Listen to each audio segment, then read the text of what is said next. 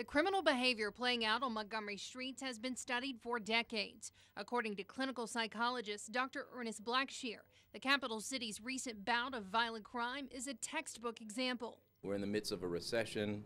We have cuts in all of the services that people who are in poverty depend on, and now their structure has shifted, and now they're the ones who are acting out. Blackshear says the solution starts deep in the communities riddled with violent crime. It does not start with an illegal handgun initiative, rather a change of perspective. The intention is to embrace this code of the streets to protect me in hostile environments, but what it actually does, paradoxically, it escalates the rates of violence, and that's what we're seeing right now. Blackshear and a team of psychologists are planning to go into these areas and research the trauma, addressing each neighborhood on a case-by-case basis. If you blow up the projects, that the evil spirits in the bricks will reduce the crime and it will go away, but the people, when they leave those housing projects, get dispersed throughout the entire city.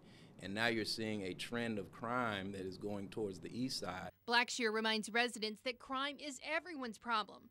For those who are skeptical of the results, a lack of concern has existed in Montgomery since the time of slavery, and that those individuals are becoming the minority. And I just would like to say that I pray for you. This program is going to move forward with or without your support.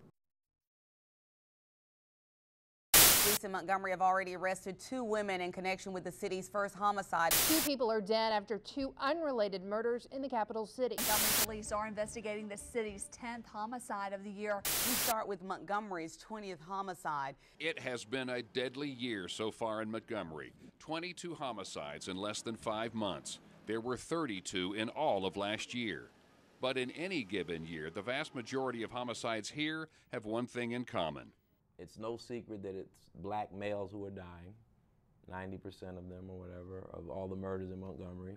ASU psychologist Dr. Ernest Blackshear has been working with police to try and find ways to stop a trend that's been in place for many years. Of the 22 homicides so far this year, 13 of the 22 have involved a black male suspect killing another black male. In the 6 unsolved cases, all the victims were black. And in most all of the cases, the victim and the suspect knew each other. According to the Centers for Disease Control, the leading cause of death for black men aged 15 to 34 is homicide at the hands of another black man. How long do we have to continue to wait before we say it's a black-on-black homicide issue? We've taken the guns. We've blown up the housing projects. We have to do something different. Montgomery police are trying something different, working hand in hand with public service providers, an approach used in Milwaukee, Wisconsin that reduced the homicide rate there by 42%. They come in and the law enforcement part of it will give them the basic who, what, when, where, and why, and also kind of talk about, their past, and then they would try to come up with a remedy of how to fix that part when it comes to the community. So somehow we have to do a vocational piece, occupational piece, vocational rehab. There has to be a psychological piece about helping them understand that the way you don't value the life of your neighbor is a problem, and the way that you think it's okay to have a child without getting married, that's a problem. And all of these things, economic factors, moral issues, psychological, social issues, all come together. And it takes the entire community, the government, the faith-based, the mental health community, all of us to look at this as a public health issue.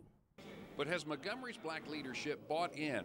In a recent column in the Montgomery Advertiser, retired magistrate judge Vanzetta McPherson said the city's black leaders aren't doing enough. If African Americans were being senselessly gunned to death by persons of other ethnicities, she wrote, the black community would be engaged in weekly, if not daily, protests. Our leaders may place a higher premium on remaining in favor with constituents and thereby remaining in office. Well, I respect Judge McPherson, always have, always will. David Burkett is the city councilman for District 4. 6 out of the 22 homicides this year have happened in his district. But apparently there's some misunderstanding when it comes down. You judge and you make it a black-white thing, a black-on-black thing. It appeared that way, but that's not the surface of it. I just think more assessment need to be done. Eddie Brown doesn't know what to think. All he knows is that he lost his son when the 19-year-old was shot and killed after an argument. It's just sad. It's teenagers killing teenagers. It's just disgusting. I hate to say it, but that's what it's all about. A little petty thing. It's hard on me. So they feel outside of the law. And their value system is called the code of the streets. And they won't talk to the police. They won't talk to researchers. So how do we begin to crack that code and begin to give them services when they think we're the enemy? We have to, if we really want to solve this problem, that's what we're up against. It's a war.